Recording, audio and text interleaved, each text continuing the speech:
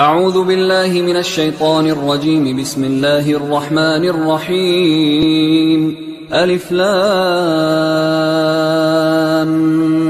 ميم.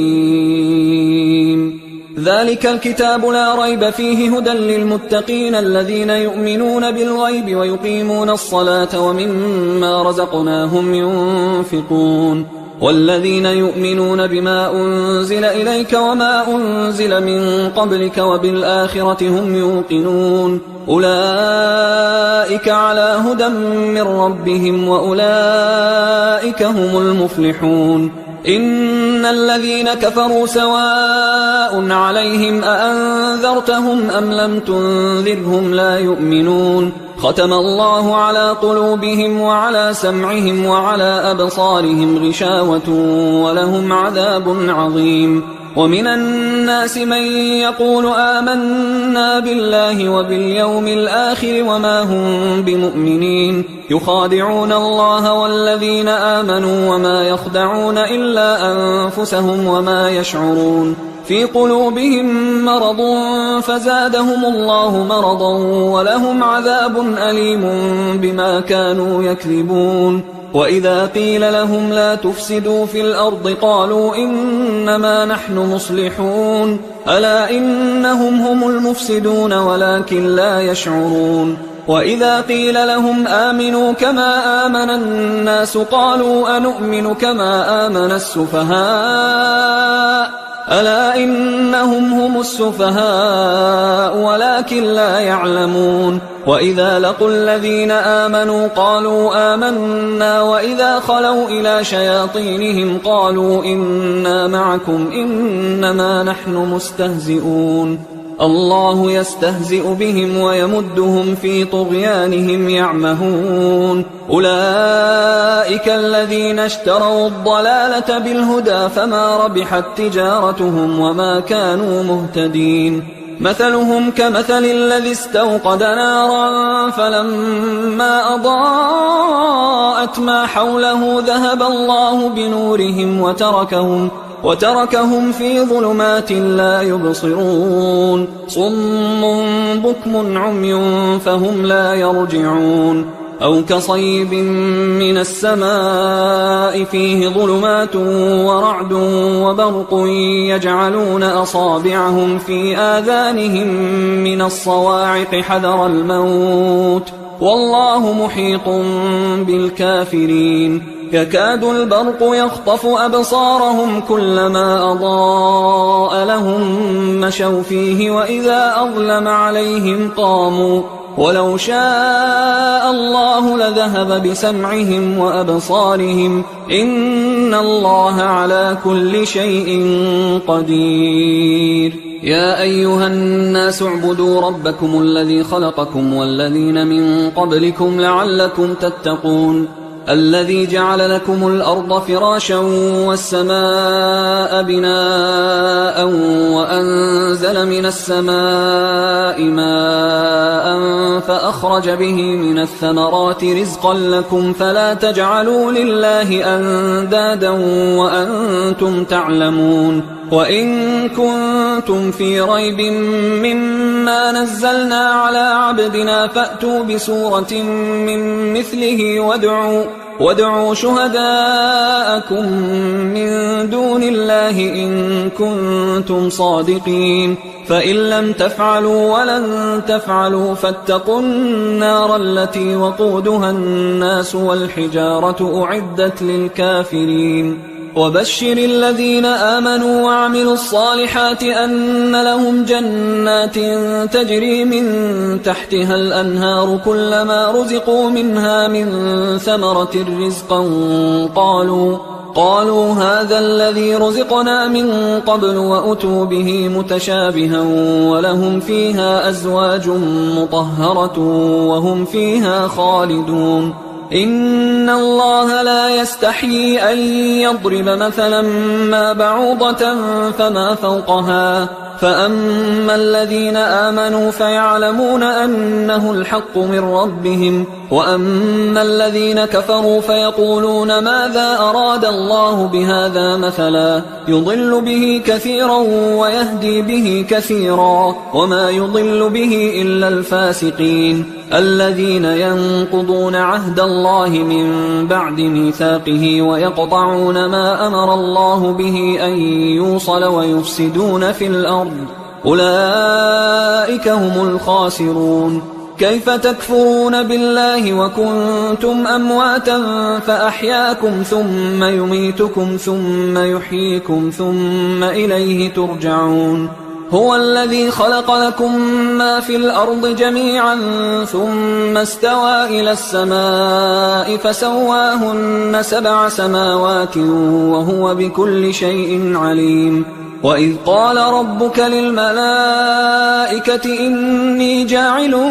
في الأرض خليفة قالوا أتجعل فيها من يفسد فيها ويسفك الدماء ونحن نسبح بحمدك ونقدس لك قال إني أعلم ما لا تعلمون. وعلم آدم الأسماء كلها ثم عرضهم على الملائكة فقال أنبئوني بأسماء هؤلاء إن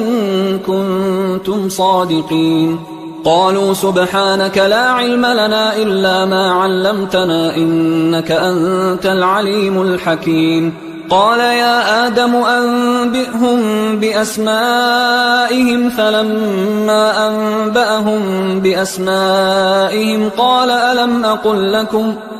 ألم أقل لكم إني أعلم غيب السماوات والأرض وأعلم ما تبدون وما كنتم تكتمون. وإذ قلنا للملائكة اسجدوا لآدم فسجدوا إلا إبليس أبى واستكبر وكان من الكافرين. وقلنا يا آدم اسكن أنت وزوجك الجنة وكلا منها رغدا حيث شئتما ولا تقربا هذه الشجرة فتكونا من الظالمين. فأزلهما الشيطان عنها فأخرجهما مما كانا فيه وقلنا اهبطوا بعضكم لبعض عدو ولكم في الأرض مستقر ومتاع إلى حين. فتلقى آدم من ربه كلمات فتاب عليه إنه هو التواب الرحيم. قلنا اهبطوا منها جميعا فإما يأتينكم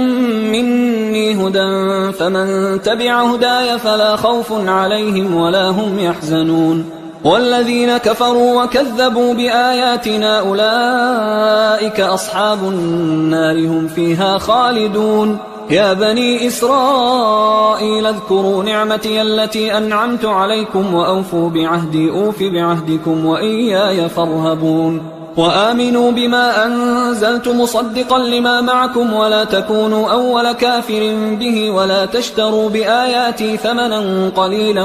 وإياي فاتقون. ولا تلبسوا الحق بالباطل وتكتموا الحق وأنتم تعلمون. وأقيموا الصلاة وآتوا الزكاة واركعوا مع الراكعين. أتأمرون الناس بالبر وتنسون أنفسكم وأنتم تتلون الكتاب أفلا تعقلون. واستعينوا بالصبر والصلاة وإنها لكبيرة إلا على الخاشعين الذين يظنون أنهم ملاقو ربهم وأنهم إليه راجعون. يا بني إسرائيل اذكروا نعمتي التي أنعمت عليكم وأني فضلتكم على العالمين. واتقوا يوما لا تجزي نفس عن نفس شيئا ولا يقبل منها شفاعة ولا يؤخذ منها عدل ولا هم ينصرون. وإذ نجيناكم من آل فرعون يسومونكم سوء العذاب يذبحون أبناءكم ويستحيون نساءكم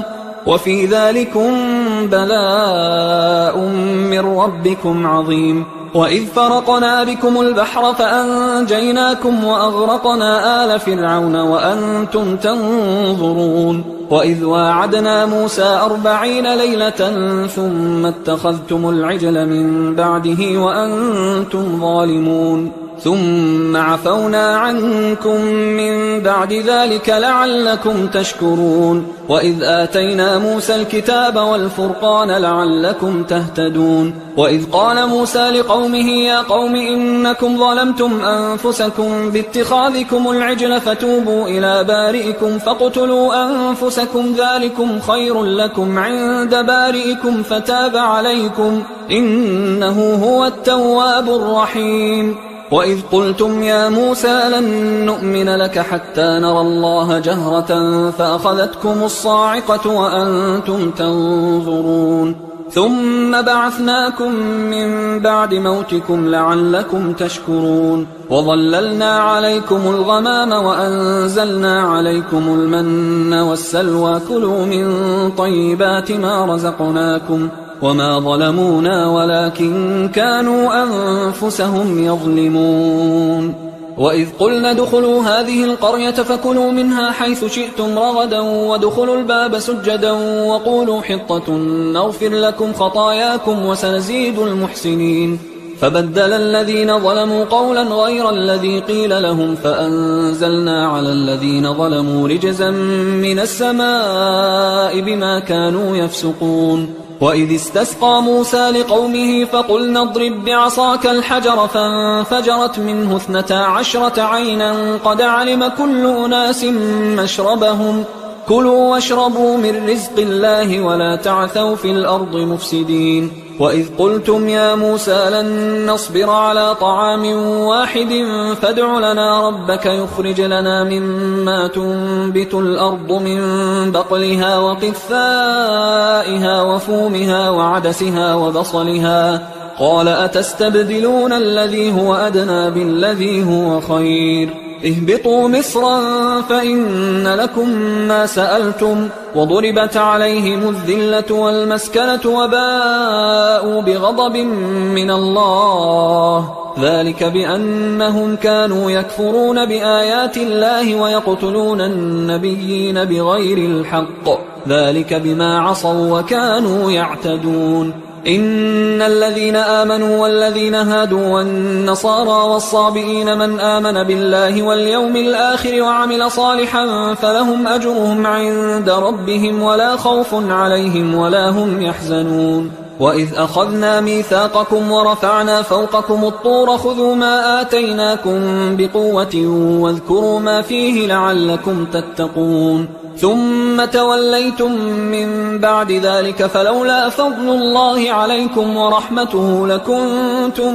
من الخاسرين ولقد علمتم الذين اعتدوا منكم في السبت فقلنا لهم كونوا قردة خاسئين فجعلناها نكالا لما بين يديها وما خلفها وموعظة للمتقين وإذ قال موسى لقومه إن الله يأمركم أن تذبحوا بقرة قالوا أتتخذنا هزوا قال أعوذ بالله أن أكون من الجاهلين قالوا ادع لنا ربك يبين لنا ما هي قال إنه يقول إنها بقرة لا فارض ولا بكر عوان بين ذلك فافعلوا ما تؤمرون قالوا ادع لنا ربك يبين لنا ما لونها قال إنه يقول إنها بقرة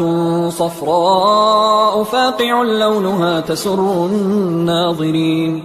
قالوا ادع لنا ربك يبين لنا ما هي إن البقرة شابه علينا وإنا إن شاء الله لمهتدون قال إنه يقول إنها بقرة لا ذلول تثير الأرض ولا تسقي الحرث مسلمة لا شية فيها قالوا الآن جئت بالحق فذبحوها وما كادوا يفعلون وإذ قتلتم نفسا فادارأتم فيها والله مخرج ما كنتم تكتمون فقلنا اضربوه ببعضها كذلك يحيي الله الموتى ويريكم آياته لعلكم تعقلون ثم قست قلوبكم من بعد ذلك فهي كالحجارة أو أشد قسوة وإن من الحجارة لما يتفجر منه الأنهار وإن منها لما يشقق فيخرج منه الماء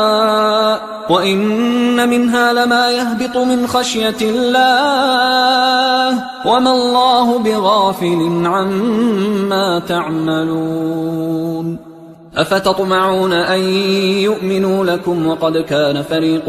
منهم يسمعون كلام الله ثم يحرفونه من بعد ما عقلوه وهم يعلمون. وإذا لقوا الذين آمنوا قالوا آمنا وإذا خلا بعضهم إلى بعض قالوا أتحدثونهم بما فتح الله عليكم ليحاجوكم به عند ربكم أفلا تعقلون. أولا يعلمون أن الله يعلم ما يسرون وما يعلنون. ومنهم أميون لا يعلمون الكتاب إلا أماني وإنهم إلا يظنون. فويل للذين يكتبون الكتاب بأيديهم ثم يقولون هذا من عند الله ليشتروا به ثمنا قليلا فويل لهم مما كتبت أيديهم وويل لهم مما يكسبون. وقالوا لن تمسنا النار إلا أياما معدودة قل أتخذتم عند الله عهدا فلن يخلف الله عهده أم تقولون على الله ما لا تعلمون. بلى من كسب سيئة وأحاطت به خطيئته فأولئك أصحاب النار هم فيها خالدون. والذين آمنوا وعملوا الصالحات أولئك أصحاب الجنة هم فيها خالدون. وإذ أخذنا ميثاق بني إسرائيل لا تعبدون إلا الله وبالوالدين إحسانا وذي القربى واليتامى والمساكين وقولوا للناس حسنا وأقيموا الصلاة وآتوا الزكاة ثم توليتم إلا قليلا منكم وأنتم معرضون. وإذ أخذنا ميثاقكم لا تسفكون دماءكم ولا تخرجون أنفسكم من دياركم ثم أقررتم وأنتم تشهدون. ثم أنتم هؤلاء تقتلون أنفسكم وتخرجون فريقا منكم من ديارهم تظاهرون عليهم بالإثم والعدوان وإن يأتوكم أسارى تفادوهم وهو محرم عليكم إخراجهم أفتؤمنون ببعض الكتاب وتكفرون ببعض فما جزاء من يفعل ذلك منكم إلا خزي في الحياة الدنيا ويوم القيامة يردون إلى أشد العذاب وما الله بغافل عما تعملون. أولئك الذين اشتروا الحياة الدنيا بالآخرة فلا يخفف عنهم العذاب ولا هم ينصرون. ولقد آتينا موسى الكتاب وقفينا من بعده بالرسل وآتينا عيسى ابن مريم البينات وأيدناه بروح القدس أفكلما جاءكم رسول بما لا تهوى أنفسكم استكبرتم ففريقا كذبتم وفريقا تقتلون. وقالوا قلوبنا غلف بل لعنهم الله بكفرهم فقليلا ما يؤمنون. ولما جاءهم كتاب من عند الله مصدق لما معهم وكانوا من قبل يستفتحون على الذين كفروا فلما جاءهم ما عرفوا كفروا به فلعنة الله على الكافرين. بئس ما اشتروا به أنفسهم أن يكفروا بما أنزل الله بغيا أن ينزل الله من فضله على من يشاء من عباده فباءوا بغضب على غضب وللكافرين عذاب مهين. وإذا قيل لهم آمنوا بما أنزل الله قالوا نؤمن بما أنزل علينا ويكفرون بما وراءه وهو الحق مصدقا لما معهم. قل فلم تقتلون أنبياء الله من قبل إن كنتم مؤمنين ولقد جاءكم موسى بالبينات ثم اتخذتم العجل من بعده وأنتم ظالمون وإذ أخذنا ميثاقكم ورفعنا فوقكم الطور خذوا ما آتيناكم بقوة واسمعوا قالوا سمعنا وعصينا وأشربوا في قلوبهم العجل بكفرهم قل بئس ما يأمركم به إيمانكم إن كنتم مؤمنين قل إن كانت لكم الدار الآخرة عند الله خالصة من دون الناس فتمنوا الموت إن كنتم صادقين ولن يتمنوه أبدا بما قدمت أيديهم والله عليم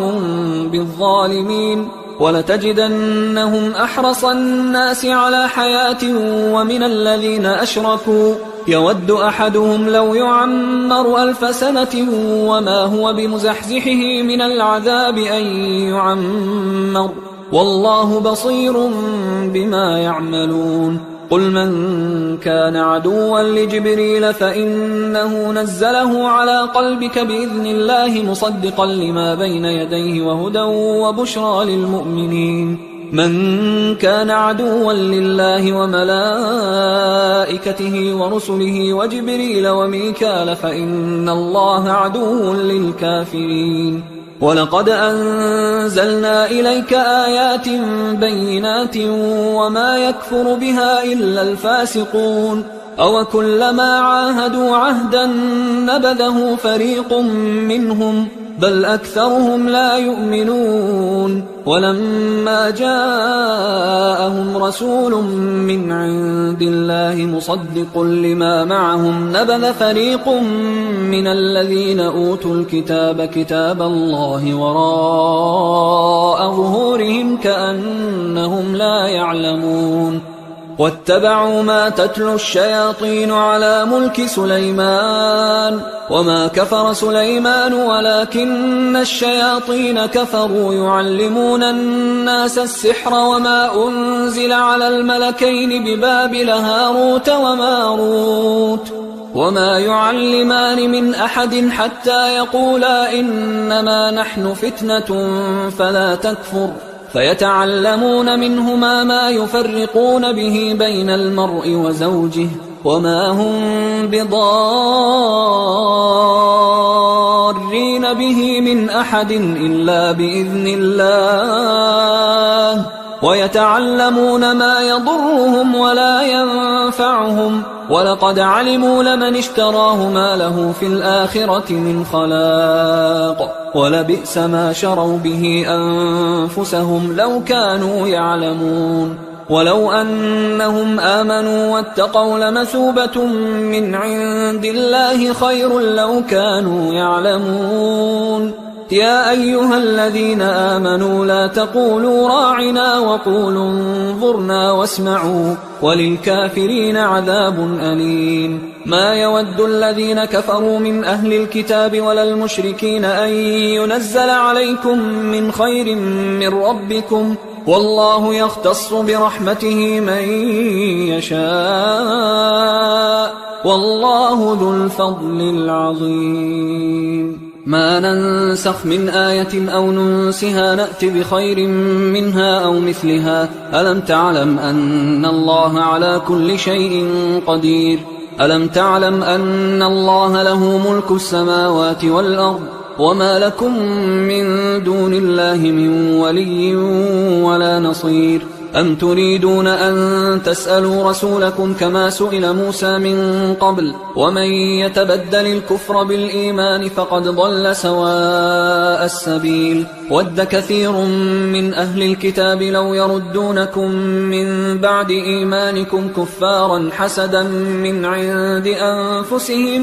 من بعد ما تبين لهم الحق فاعفوا واصفحوا حتى يأتي الله بأمره إن الله على كل شيء قدير وأقيموا الصلاة وآتوا الزكاة وما تقدموا لأنفسكم من خير تجدوه عند الله إن الله بما تعملون بصير وقالوا لن يدخل الجنة إلا من كان هودا أو نصارى تلك أمانيهم قل هاتوا برهانكم إن كنتم صادقين بلى من أسلم وجهه لله وهو محسن فله أجره عند ربه ولا خوف عليهم ولا هم يحزنون وقالت اليهود ليست النصارى على شيء وقالت النصارى ليست اليهود على شيء وهم يتلون الكتاب كذلك قال الذين لا يعلمون مثل قولهم فالله يحكم بينهم يوم القيامة فيما كانوا فيه يختلفون ومن أظلم ممن منع مساجد الله أن يذكر فيها اسمه وسعى في خرابها أولئك ما كان لهم أن يدخلوها إلا خائفين لهم في الدنيا خزي ولهم في الآخرة عذاب عظيم ولله المشرق والمغرب فأينما تولوا فثم وجه الله إن الله واسع عليم وقالوا اتخذ الله ولدا سبحانه بل له ما في السماوات والأرض كل له قانتون بديع السماوات والأرض وإذا قضى أمرا فإنما يقول له كن فيكون وقال الذين لا يعلمون لولا يكلمنا الله أو تأتينا آية كذلك قال الذين من قبلهم مثل قولهم تشابهت قلوبهم قد بينا الآيات لقوم يوقنون إنا أرسلناك بالحق بشيرا ونذيرا ولا تسأل عن أصحاب الجحيم ولن ترضى عنك اليهود ولا النصارى حتى تتبع ملتهم قل إن هدى الله هو الهدى ولئن اتبعت أهواءهم بعد الذي جاءك من العلم ما لك من الله من ولي ولا نصير الذين آتيناهم الكتاب يتلونه حق تلاوته أولئك يؤمنون به ومن يكفر به فأولئك هم الخاسرون يا بني إسرائيل اذكروا نعمتي التي أنعمت عليكم وأني فضلتكم على العالمين واتقوا يوما لا تجزي نفس عن نفس شيئا ولا يقبل منها عدل ولا تنفعها شفاعة ولا هم ينصرون وإذ ابتلى إبراهيم ربه بكلمات فأتمهن قال إني جاعلك للناس إماما قال ومن ذريتي قال لا ينال عهد الظالمين وإذ جعلنا البيت مثابة للناس وأمنا واتخذوا من مقام إبراهيم مصلى وعهدنا إلى إبراهيم وإسماعيل أن طهرا بيتي للطائفين والعاكفين والركع السجود وإذ قال إبراهيم رب اجعل هذا بلدا آمنا وارزق أهله من الثمرات من آمن منهم بالله واليوم الآخر قال ومن كفر فأمتعه قليلا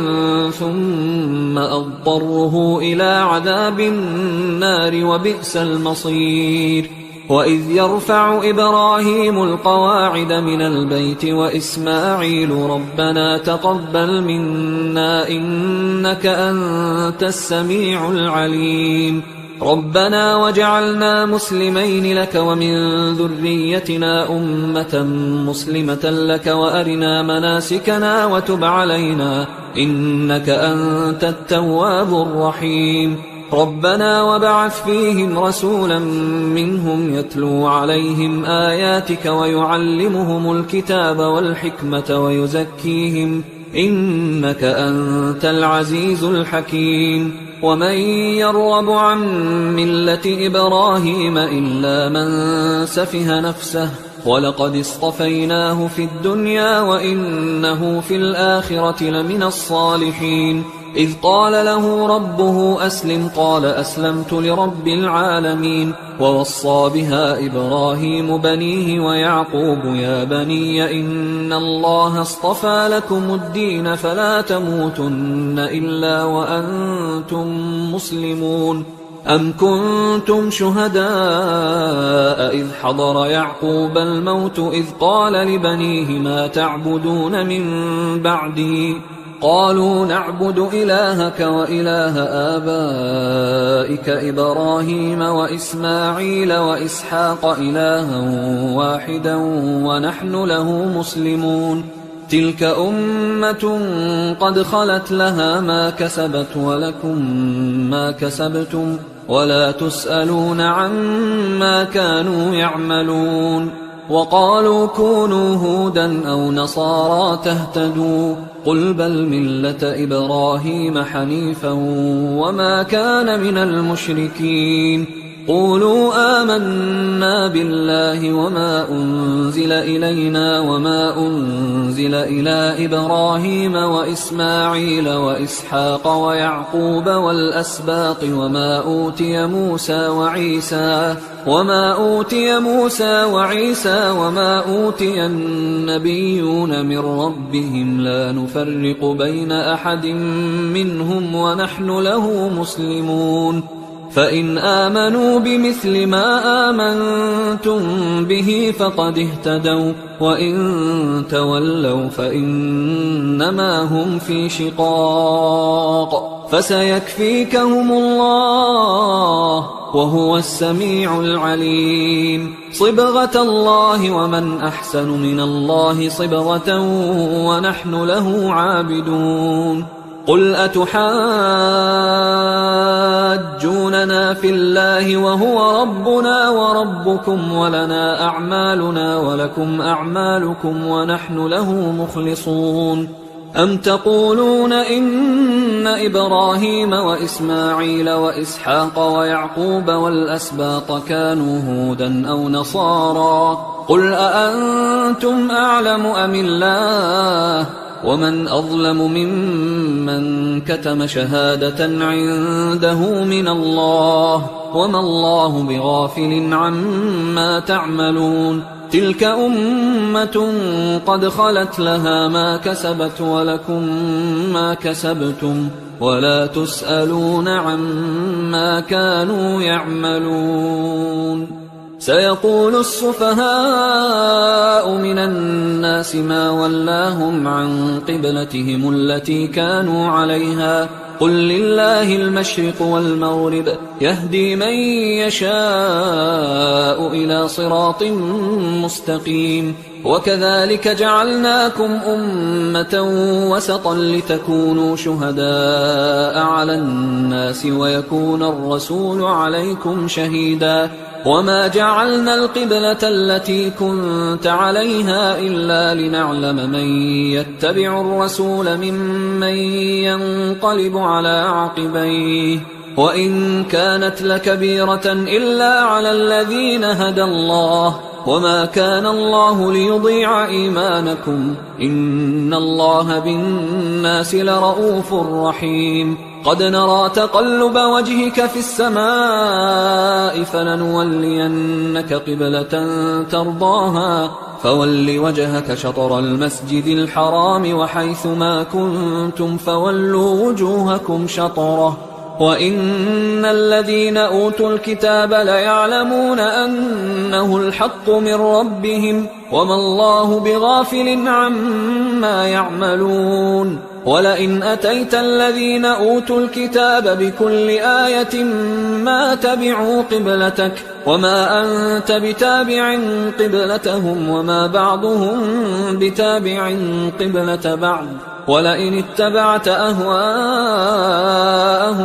من بعد ما جاءك من العلم إنك إذا لمن الظالمين الذين آتيناهم الكتاب يعرفونه كما يعرفون أبناءهم وإن فريقا منهم ليكتمون الحق وهم يعلمون الحق من ربك فلا تكونن من الممترين ولكل وجهة هو موليها فاستبقوا الخيرات أينما تكونوا يأت بكم الله جميعا إن الله على كل شيء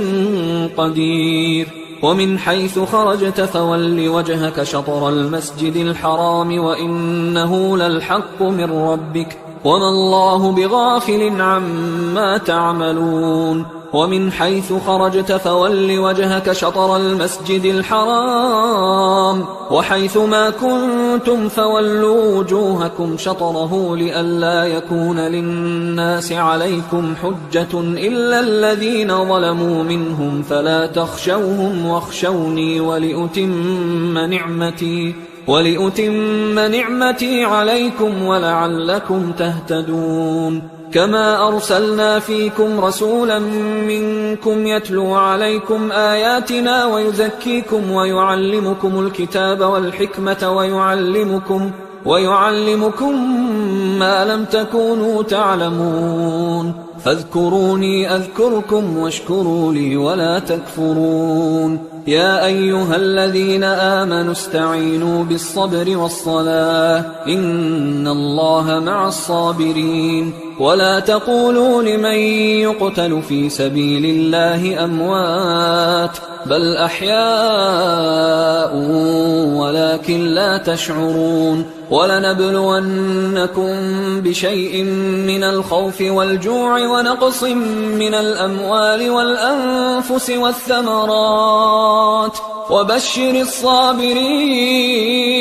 الذين إذا أصابتهم مصيبة قالوا إنا لله وإنا إليه راجعون أولئك عليهم صلوات من ربهم ورحمة وأولئك هم المهتدون إن الصفا والمروة من شعائر الله فمن حج البيت أو اعتمر فلا جناح عليه أن يطوف بهما ومن تطوع خيرا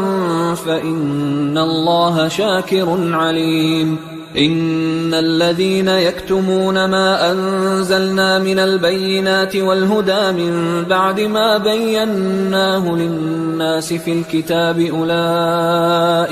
أولئك يلعنهم الله ويلعنهم اللاعنون إلا الذين تابوا وأصلحوا وبينوا فأولئك أتوب عليهم وأنا التواب الرحيم إن الذين كفروا وماتوا وهم كفار أولئك عليهم لعنة الله والملائكة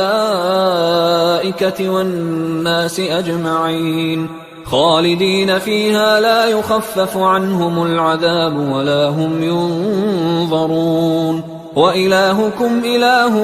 واحد لا إله إلا هو الرحمن الرحيم إن في خلق السماوات والأرض واختلاف الليل والنهار والفلك التي تجري في البحر بما ينفع الناس وما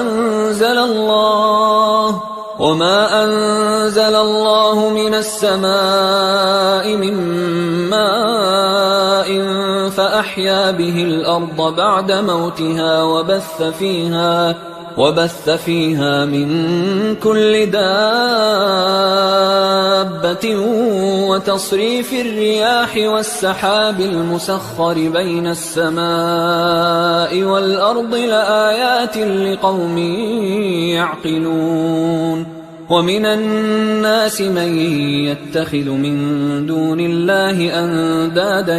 يحبونهم كحب الله والذين آمنوا أشد حبا لله ولو يرى الذين ظلموا إذ يرون العذاب أن القوة لله جميعا وأن الله شديد العذاب إذ تبرأ الذين اتبعوا من الذين اتبعوا ورأوا العذاب وتقطعت بهم الأسباب وقال الذين اتبعوا لو أن لنا كرة فنتبرأ منهم كما تبرأوا منا كذلك يريهم الله أعمالهم حسرات عليهم وما هم بخارجين من النار يا أيها الناس كلوا مما في الأرض حلالا طيبا ولا تتبعوا خطوات الشيطان إنه لكم عدو مبين إنما يأمركم بالسوء والفحشاء وأن تقولوا على الله ما لا تعلمون وإذا قيل لهم اتبعوا ما أنزل الله قالوا بل نتبع ما ألفينا عليه آباءنا أولو كان آباؤهم لا يعقلون شيئا ولا يهتدون ومثل الذين كفروا كمثل الذي ينعق بما لا يسمع إلا دعاء ونداء صم بكم عمي فهم لا يعقلون يا أيها الذين آمنوا كلوا من طيبات ما رزقناكم واشكروا لله إن كنتم إياه تعبدون إنما حرم عليكم الميتة والدم ولحم الخنزير وما أهل به لغير الله فمن اضطر غير باغ ولا عاد فلا إثم عليه إن الله غفور رحيم إن الذين يكتمون ما أنزل الله من الكتاب ويشترون به ثمنا قليلا أولئك ما يأكلون في بطونهم إلا النار ولا يكلمهم الله يوم القيامة ولا يزكيهم ولهم عذاب أليم أولئك الذين اشتروا الضلالة بالهدى والعذاب بالمغفرة فما أصبرهم على النار ذلك بأن الله نزل الكتاب بالحق وإن الذين اختلفوا في الكتاب لفي شقاق بعيد ليس البر أن تولوا وجوهكم قبل المشرق والمغرب ولكن البر من آمن بالله واليوم الآخر والملائكة والكتاب والنبيين وآتى المال على حبه ذوي القربى واليتامى والمساكين وابن السبيل والسائلين وفي الرقاب وأقام الصلاة وآتى الزكاة والموفون بعهدهم إذا عاهدوا والصابرين في البأساء والضراء وحين البأس أولئك الذين صدقوا وأولئك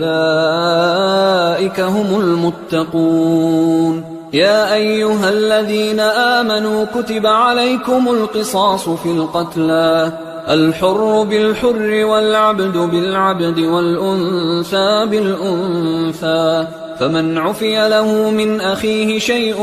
فاتباع بالمعروف وأداء إليه بإحسان ذلك تخفيف من ربكم ورحمة فمن اعتدى بعد ذلك فله عذاب أليم ولكم في القصاص حياة يا أولي الألباب لعلكم تتقون كتب عليكم إذا حضر أحدكم الموت إن ترك خيرا الوصية للوالدين والأقربين بالمعروف حقا على المتقين فمن بدله بعدما سمعه فإنما إثمه على الذين يبدلونه إن الله سميع عليم فمن خاف من موص جنفا أو إثما فأصلح بينهم فلا إثم عليه إن الله غفور رحيم. يا أيها الذين آمنوا كتب عليكم الصيام كما كتب على الذين من قبلكم لعلكم تتقون أياما معدودات، فمن كان منكم مريضا أو على سفر فعدة من أيام أخر، وعلى الذين يطيقونه فدية طعام مسكين، فمن تطوع خيرا فهو خير له، وأن تصوموا خير لكم إن كنتم تعلمون. شهر رمضان الذي أنزل فيه القرآن هدى للناس وبينات من الهدى والفرقان، فمن شهد منكم الشهر فليصم، ومن كان مريضا أو على سفر فعدة من أيام أخر، يريد الله بكم اليسر ولا يريد بكم العسر ولتكملوا العدة ولتكبروا الله على ما هداكم ولعلكم تشكرون. وإذا سألك عبادي عني فإني قريب أجيب دعوة الداعي إذا دعان، فليستجيبوا لي وليؤمنوا بي لعلهم يرشدون. أحل لكم ليلة الصيام الرفث إلى نسائكم هن لباس لكم وأنتم لباس لهن، علم الله أنكم كنتم تختانون أنفسكم فتاب عليكم وعفى عنكم، فالآن باشروهن وابتغوا ما كتب الله لكم، وكلوا واشربوا حتى يتبين لكم الخيط الأبيض من الخيط الأسود من الفجر، ثم أتموا الصيام إلى الليل، ولا تباشروهن وأنتم عاكفون في المساجد، تلك حدود الله فلا تقربوها، كذلك يبين الله آياته للناس لعلهم يتقون. ولا تأكلوا أموالكم بينكم بالباطل وتدلوا بها إلى الحكام لتأكلوا فريقا من أموال الناس بالإثم وأنتم تعلمون. يسألونك عن الأهلة قل هي مواقيت للناس والحج، وليس البر بأن تأتوا البيوت من ظهورها ولكن البر من اتقى، وأتوا البيوت من أبوابها واتقوا الله لعلكم تفلحون. وقاتلوا في سبيل الله الذين يقاتلونكم ولا تعتدوا إن الله لا يحب المعتدين. وقتلوهم حيث ثقفتموهم وأخرجوهم من حيث أخرجوكم والفتنة أشد من القتل، ولا تقاتلوهم عند المسجد الحرام حتى يقاتلوكم فيه، فإن قاتلوكم فاقتلوهم، كذلك جزاء الكافرين، فإن انتهوا فإن الله غفور رحيم. وقاتلوهم حتى لا تكون فتنة ويكون الدين لله، فإن انتهوا فلا عدوان إلا على الظالمين. الشهر الحرام بالشهر الحرام والحرمات قصاص، فمن اعتدى عليكم فاعتدوا عليه بمثل ما اعتدى عليكم، واتقوا الله واعلموا أن الله مع المتقين. وأنفقوا في سبيل الله ولا تلقوا بأيديكم إلى التهلكة وأحسنوا إن الله يحب المحسنين. وأتموا الحج والعمرة لله، فإن أحصرتم فما استيسر من الهدي، ولا تحلقوا رؤوسكم حتى يبلغ الهدي محله، فمن كان منكم مريضا أو به أذى من رأسه ففدية من صيام أو صدقة أو نسك، فإذا أمنتم فمن تمتع بالعمرة إلى الحج فما استيسر من الهدي، فمن لم يجد فصيام 3 أيام في الحج و7 إذا رجعتم، تلك 10 كاملة، ذلك لمن لم يكن أهله حاضر المسجد الحرام. واتقوا الله واعلموا أن الله شديد العقاب. الحج أشهر معلومات، فمن فرض فيهن الحج فلا رفث ولا فسوق ولا جدال في الحج، وما تفعلوا من خير يعلمه الله، وتزودوا فإن خير الزاد التقوى واتقون يا أولي الألباب. ليس عليكم جناح أن تبتغوا فضلا من ربكم، فإذا أفضتم من عرفات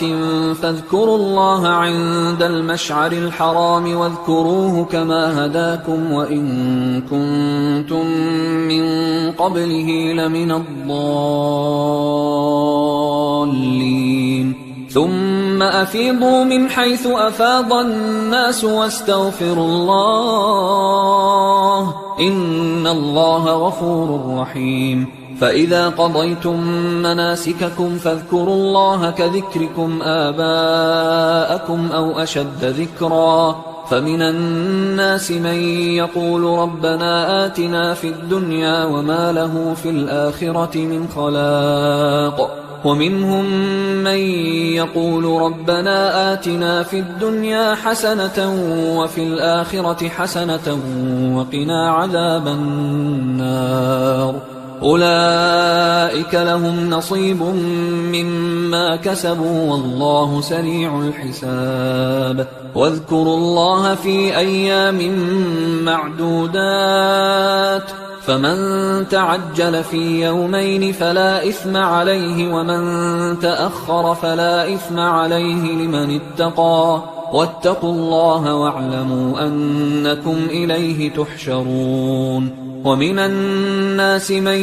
يعجبك قوله في الحياة الدنيا ويشهد الله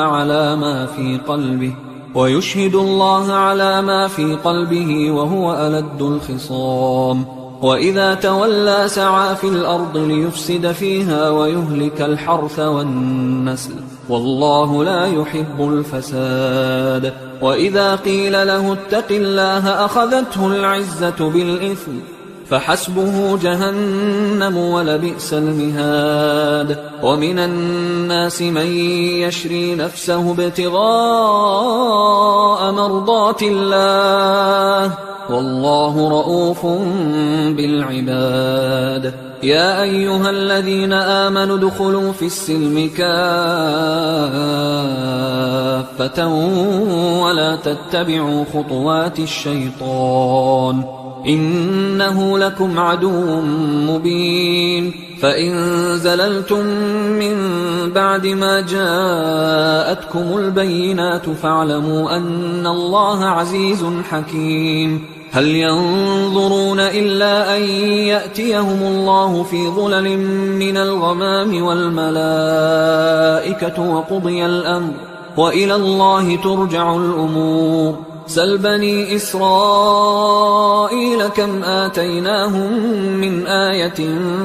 بينة ومن يبدل نعمة الله من بعد ما جاءته فإن الله شديد العقاب. زين للذين كفروا الحياة الدنيا ويسخرون من الذين آمنوا والذين اتقوا فوقهم يوم القيامة والله يرزق من يشاء بغير حساب. كان الناس أمة واحدة فبعث الله النبيين مبشرين ومنذرين وأنزل معهم الكتاب بالحق ليحكم بين الناس فيما اختلفوا فيه وما اختلف فيه إلا الذين أوتوه من بعد ما جاءتهم البينات بغيا بينهم فهدى الله الذين آمنوا لما اختلفوا فيه من الحق بإذنه والله يهدي من يشاء إلى صراط مستقيم. أم حسبتم أن تدخلوا الجنة ولما يأتكم مثل الذين خلوا من قبلكم مستهم البأساء والضراء وزلزلوا حتى يقول الرسول والذين آمنوا معه متى نصر الله ألا إن نصر الله قريب. يسألونك ماذا ينفقون قل ما أنفقتم من خير فللوالدين والأقربين واليتامى والمساكين وابن السبيل وما تفعلوا من خير فإن الله به عليم كتب عليكم القتال وهو كره لكم وعسى أن تكرهوا شيئا وهو خير لكم وعسى أن تحبوا شيئا وهو شر لكم والله يعلم وأنتم لا تعلمون يسألونك عن الشهر الحرام قتال فيه قل قتال فيه كبير وصد عن سبيل الله وكفر به والمسجد الحرام وإخراج أهله منه أكبر عند الله والفتنة أكبر من القتل ولا يزالون يقاتلونكم حتى يردوكم عن دينكم إن استطاعوا ومن يرتدد منكم عن دينه فيمت وهو كافر فأولئك حبطت أعمالهم في الدنيا والآخرة وأولئك أصحاب النار هم فيها خالدون إن الذين آمنوا والذين هاجروا وجاهدوا في سبيل الله أولئك يرجون رحمة الله والله غفور رحيم يسألونك عن الخمر والميسر قل فيهما إثم كبير ومنافع للناس وإثمهما أكبر من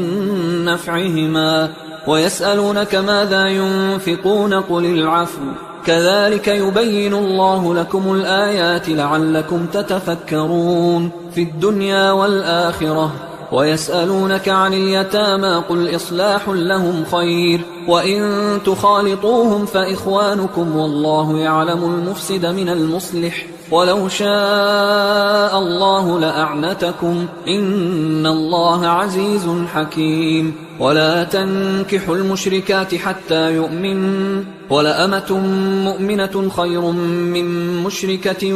ولو أعجبتكم ولا تنكحوا المشركين حتى يؤمنوا ولعبد مؤمن خير من مشرك ولو أعجبكم أولئك يدعون إلى النار والله يدعو إلى الجنة والمغفرة بإذنه ويبين آياته للناس لعلهم يتذكرون ويسألونك عن المحيض قل هو أذى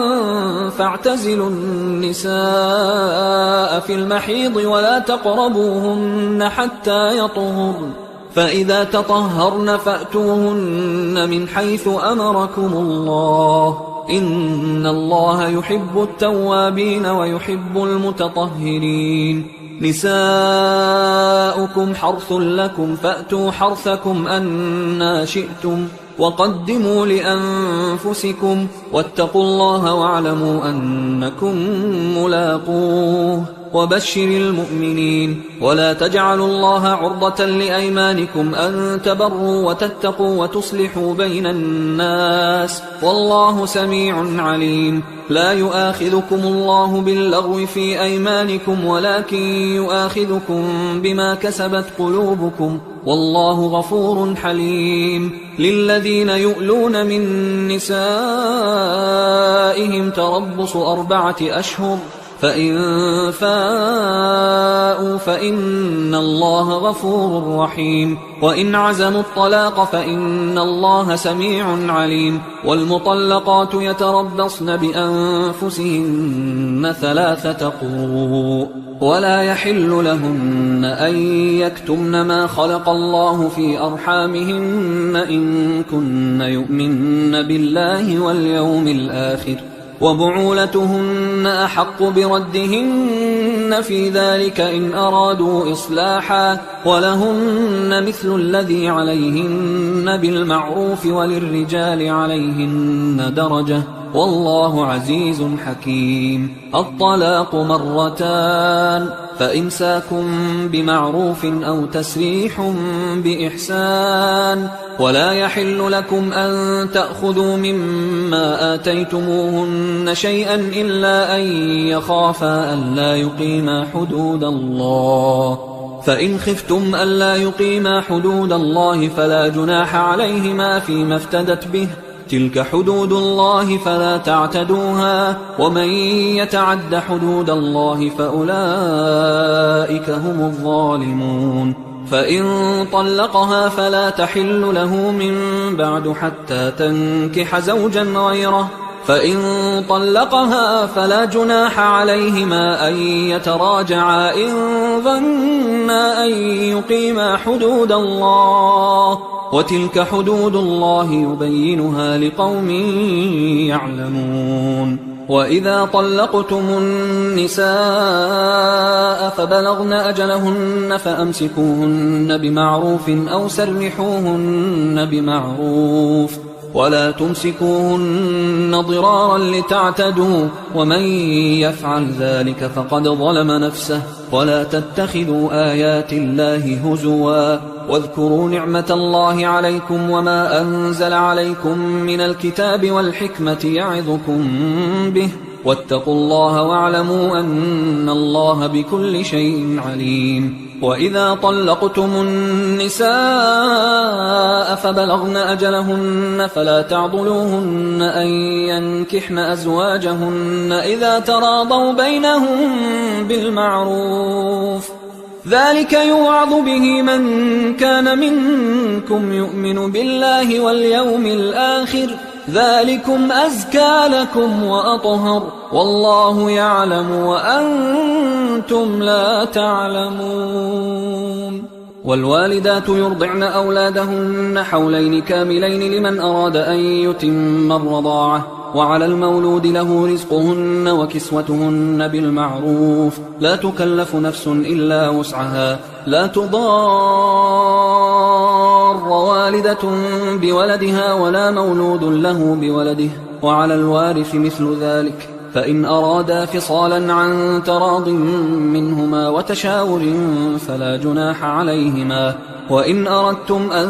تسترضعوا أولادكم فلا جناح عليكم إذا سلمتم ما آتيتم بالمعروف واتقوا الله واعلموا أن الله بما تعملون بصير والذين يتوفون منكم ويذرون أزواجا يتربصن بأنفسهن 4 أشهر وعشرا فإذا بلغن أجلهن فلا جناح عليكم فيما فعلن في أنفسهن بالمعروف والله بما تعملون خبير ولا جناح عليكم فيما عرضتم به من خطبة النساء أو أكننتم في أنفسكم علم الله أنكم ستذكرونهن ولكن لا تواعدوهن سرا إلا أن تقولوا قولا معروفا ولا تعزموا عقدة النكاح حتى يبلغ الكتاب أجله واعلموا أن الله يعلم ما في أنفسكم فاحذروه واعلموا أن الله غفور حليم لا جناح عليكم إن طلقتم النساء ما لم تمسوهن أو تفرضوا لهن فريضة ومتعوهن على الموسع قدره وعلى المقتر قدره متاعا بالمعروف حقا على المحسنين وإن طلقتموهن من قبل أن تمسوهن وقد فرضتم لهن فريضة فنصف ما فرضتم إلا أن يعفون أو يعفو الذي بيده عقدة النكاح وأن تعفوا أقرب للتقوى ولا تنسوا الفضل بينكم إن الله بما تعملون بصير حافظوا على الصلوات والصلاة الوسطى وقوموا لله قانتين فإن خفتم فرجالا أو ركبانا فإذا أمنتم فاذكروا الله كما علمكم ما لم تكونوا تعلمون والذين يتوفون منكم ويذرون أزواجا وصية لأزواجهم متاعا إلى الحول غير إخراج فإن خرجن فلا جناح عليكم فيما فعلن في أنفسهن من معروف والله عزيز حكيم وللمطلقات متاع بالمعروف حقا على المتقين كذلك يبين الله لكم آياته لعلكم تعقلون ألم تر إلى الذين خرجوا من ديارهم وهم ألوف حذر الموت فقال لهم الله موتوا ثم أحياهم إن الله لذو فضل على الناس ولكن أكثر الناس لا يشكرون وقاتلوا في سبيل الله واعلموا أن الله سميع عليم من ذا الذي يقرض الله قرضا حسنا فيضاعفه له أضعافا كثيرة والله يقبض ويبسط وإليه ترجعون ألم تر إلى الملأ من بني إسرائيل من بعد موسى إذ قالوا لنبي له مبعث لنا ملكا نقاتل في سبيل الله قال هل عسيتم إن كتب عليكم القتال ألا تقاتلوا قالوا وما لنا ألا نقاتل في سبيل الله وقد أخرجنا من ديارنا وأبنائنا فلما كتب عليهم القتال تولوا إلا قليلا منهم والله عليم بالظالمين وقال لهم نبيهم إن الله قد بعث لكم طالوت ملكا قالوا أنى يكون له الملك علينا ونحن أحق بالملك منه ولم يؤت سعة من المال قال إن الله اصطفاه عليكم وزاده بسطة في العلم والجسم والله يؤتي ملكه من يشاء والله واسع عليم وقال لهم نبيهم إن آية ملكه أن يأتيكم التابوت فيه سكينة من ربكم وبقية مما ترك آل موسى وآل هارون تحمله الملائكة إن في ذلك لآية لكم إن كنتم مؤمنين فلما فصل طالوت بالجنود قال إن الله مبتليكم بنهر فمن شرب منه فليس مني ومن لم يطعمه فإنه مني إلا من اغترف غرفة بيده فشربوا منه إلا قليلا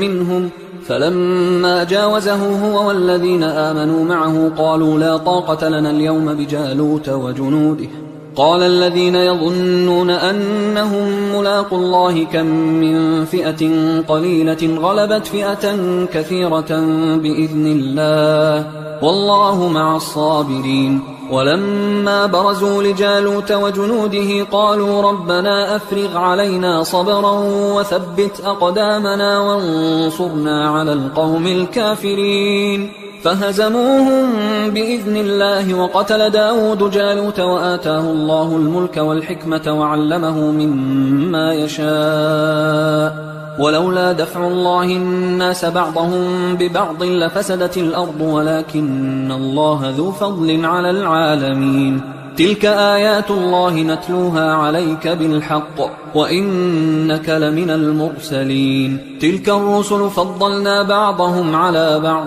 منهم من كلم الله ورفع بعضهم درجات وآتينا عيسى ابن مريم البينات وأيدناه بروح القدس ولو شاء الله ما اقتتل الذين من بعدهم من بعد ما جاءتهم البينات ولكن اختلفوا فمنهم من آمن ومنهم من كفر ولو شاء الله ما اقتتلوا ولكن الله يفعل ما يريد يا أيها الذين آمنوا أنفقوا مما رزقناكم من قبل أن يأتي يوم لا بيع فيه ولا خلة ولا شفاعة والكافرون هم الظالمون الله لا إله إلا هو الحي القيوم لا تأخذه سنة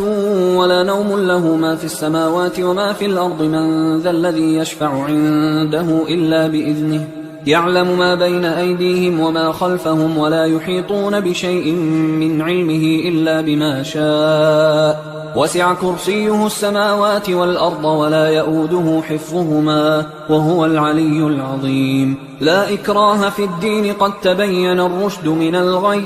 فمن يكفر بالطاغوت ويؤمن بالله فقد استمسك بالعروة الوثقى لا انفصام لها والله سميع عليم الله ولي الذين آمنوا يخرجهم من الظلمات إلى النور والذين كفروا أولياؤهم الطاغوت يخرجونهم من النور إلى الظلمات أولئك أصحاب النار هم فيها خالدون ألم تر إلى الذي حاج إبراهيم في ربه أن آتاه الله الملك إذ قال إبراهيم ربي الذي يحيي ويميت قال أنا أحيي وأميت قال إبراهيم فإن الله يأتي بالشمس من المشرق فأت بها من المغرب فبهت الذي كفر والله لا يهدي القوم الظالمين أو كالذي مر على قرية وهي خاوية على عروشها قال أنى يحيي هذه الله بعد موتها فأماته الله 100 عام ثم بعثه قال كم لبثت قال لبثت يوما أو بعض يوم قال بل لبثت 100 عام فانظر إلى طعامك وشرابك لم يتسنه وانظر إلى حمارك ولنجعلك آية للناس وانظر إلى العظام كيف ننشزها ثم نكسوها لحما فلما تبين له قال أعلم أن الله على كل شيء قدير وإذ قال إبراهيم رب أرني كيف تحيي الموتى قال أولم تؤمن قال بلى ولكن ليطمئن قلبي قال فخذ 4 من الطير فصرهن إليك ثم اجعل على كل جبل منهن جزءا ثم ادعهن يأتينك سعيا واعلم أن الله عزيز حكيم مثل الذين ينفقون أموالهم في سبيل الله كمثل حبة أنبتت 7 سنابل في كل سنبلة 100 حبة والله يضاعف لمن يشاء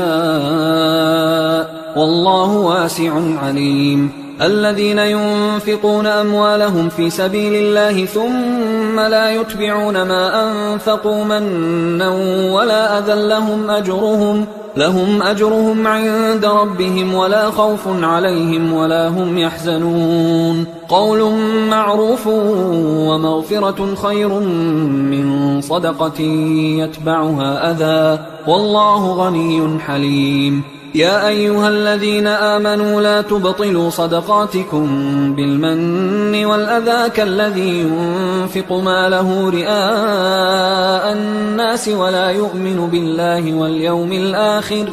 فمثله كمثل صفوان عليه تراب فأصابه وابل فتركه صلدا لا يقدرون على شيء مما كسبوا والله لا يهدي القوم الكافرين ومثل الذين ينفقون أموالهم ابتغاء مرضات الله وتثبيتا من أنفسهم كمثل جنة بربوة أصابها وابل فآتت أكلها ضعفين فإن لم يصبها وابل فطل والله بما تعملون بصير أيود أحدكم أن تكون له جنة من نخيل وأعناب تجري من تحتها الأنهار له فيها من كل الثمرات وأصابه الكبر وله ذرية ضعفاء فأصابها إعصار فيه نار فاحترقت كذلك يبين الله لكم الآيات لعلكم تتفكرون يا أيها الذين آمنوا أنفقوا من طيبات ما كسبتم ومما أخرجنا لكم من الأرض ولا تيمموا الخبيث منه تنفقون ولستم بآخذيه إلا أن تغمضوا فيه واعلموا أن الله غني حميد الشيطان يعدكم الفقر ويأمركم بالفحشاء والله يعدكم مغفرة منه وفضلا والله واسع عليم يؤتي الحكمة من يشاء ومن يؤت الحكمة فقد أوتي خيرا كثيرا وما يذكر إلا أولو الألباب وما أنفقتم من نفقة أو نذرتم من نذر فإن الله يعلمه وما للظالمين من أنصار إن تبدوا الصدقات فنعما هي وإن تخفوها وتؤتوها الفقراء فهو خير لكم ويكفر عنكم من سيئاتكم والله بما تعملون خبير ليس عليك هداهم ولكن الله يهدي من يشاء وما تنفقوا من خير فلأنفسكم وما تنفقون إلا ابتغاء وجه الله وما تنفقوا من خير يوفى إليكم وأنتم لا تظلمون للفقراء الذين أحصروا في سبيل الله لا يستطيعون ضربا في الأرض يحسبهم الجاهل أغنياء من التعفف تعرفهم بسيماهم لا يسألون الناس إلحافا وما تنفقوا من خير فإن الله به عليم الذين ينفقون أموالهم بالليل والنهار سرا وعلانية فلهم أجرهم عند ربهم ولا خوف عليهم ولا هم يحزنون الذين يأكلون الربا لا يقومون إلا كما يقوم الذي يتخبطه الشيطان من المس ذلك بأنهم قالوا إنما البيع مثل الربا وأحل الله البيع وحرم الربا فمن جاءه موعظة من ربه فانتهى فله ما سلف وأمره إلى الله ومن عاد فأولئك أصحاب النار هم فيها خالدون يمحق الله الربا ويربي الصدقات والله لا يحب كل كفار أثيم إن الذين آمنوا وعملوا الصالحات وأقاموا الصلاة وآتوا الزكاة لهم أجرهم عند ربهم ولا خوف عليهم ولا هم يحزنون يا أيها الذين آمنوا اتقوا الله وذروا ما بقي من الربا إن كنتم مؤمنين فإن لم تفعلوا فأذنوا بحرب من الله ورسوله وإن تبتم فلكم رؤوس أموالكم لا تظلمون ولا تظلمون وإن كان ذو عسرة فنظرة إلى ميسرة وأن تصدقوا خير لكم إن كنتم تعلمون واتقوا يوما ترجعون فيه إلى الله ثم توفى كل نفس ما كسبت وهم لا يظلمون يا أيها الذين آمنوا إذا تداينتم بدين إلى أجل مسمى فاكتبوه وليكتب بينكم كاتب بالعدل ولا يأب كاتب أن يكتب كما علمه الله فليكتب وليملل الذي عليه الحق وليتق الله ربه ولا يبخس منه شيئا فإن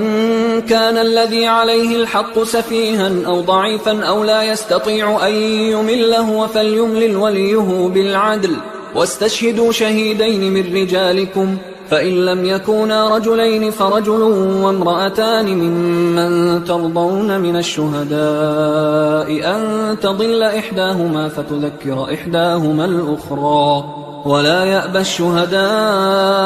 إذا ما دعوا ولا تسأموا أن تكتبوه صغيرا أو كبيرا إلى أجله ذلكم أقسط عند الله وأقوم للشهادة وأدنى أن لا ترتابوا إلا أن تكون تجارة حاضرة تديرونها بينكم فليس عليكم جناح ألا تكتبوها وأشهدوا إذا تبايعتم ولا يضار كاتب ولا شهيد وإن تفعلوا فإنه فسوق بكم واتقوا الله ويعلمكم الله والله بكل شيء عليم وإن كنتم على سفر ولم تجدوا كاتبا فرهان مقبوضة، فإن أمن بعضكم بعضا فليؤدي الذي اؤتمن أمانته وليتق الله ربه ولا تكتموا الشهادة، ومن يكتمها فإنه آثم قلبه والله بما تعملون عليم. لله ما في السماوات وما في الأرض، وإن تبدوا ما في أنفسكم أو تخفوه يحاسبكم به الله فيغفر لمن يشاء ويعذب من يشاء والله على كل شيء قدير. آمن الرسول بما أنزل إليه من ربه والمؤمنون كل آمن بالله وملائكته وكتبه ورسله لا نفرق بين أحد من رسله وقالوا سمعنا وأطعنا غفرانك ربنا وإليك المصير. لا يكلف الله نفسا إلا وسعها، لها ما كسبت وعليها ما اكتسبت. ربنا لا تؤاخذنا إن نسينا أو أخطأنا، ربنا ولا تحمل علينا إصرا كما حملته على الذين من قبلنا، ربنا ولا تحملنا ما لا طاقة لنا به، واعف عنا واغفر لنا وارحمنا، أنت مولانا فانصرنا على القوم الكافرين. حصري